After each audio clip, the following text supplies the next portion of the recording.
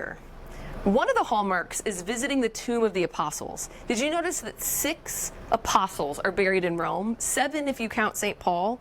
So it's been tradition for the church to pray at the tombs of these apostles, just like you would go and visit the graves of your loved ones.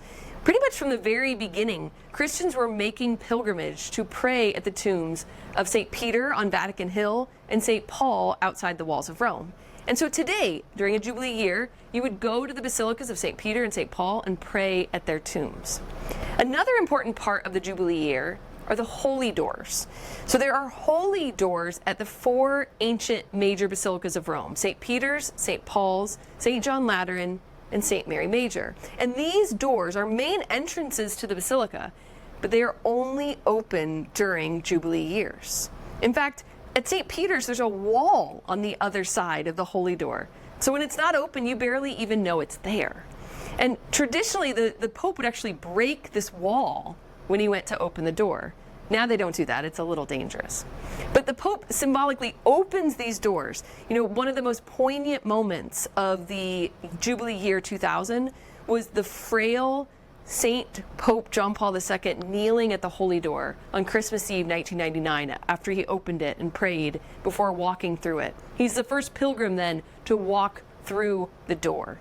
Walking through the doors is an outward sign of the pilgrim's inward journey of faith as we walk from trespass to reconciliation, from sin to grace, from death to life.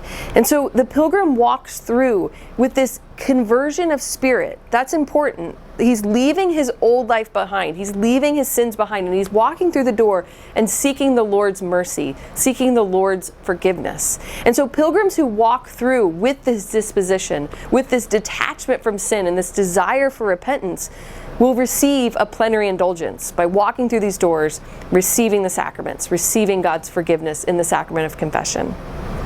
John Paul II said, "To focus upon the door is to recall the responsibility of every believer to cross its threshold.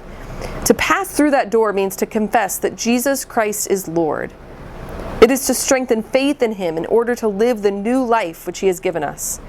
It is a decision which presumes freedom to choose and also the courage to leave something behind in the knowledge that what is gained is divine life." In addition, a great part of the Jubilee years is that there's special meetings for particular groups of people with the Pope during the Jubilee days. And so lots of different groups, whether they're deacons or religious, prisoners, migrants, teachers, educators, bands, they all have days to meet with the Holy Father on their special Jubilee day. If you're interested in traveling to the Jubilee in Rome, check out versaministries.com/Jubilee. We'd love to take you.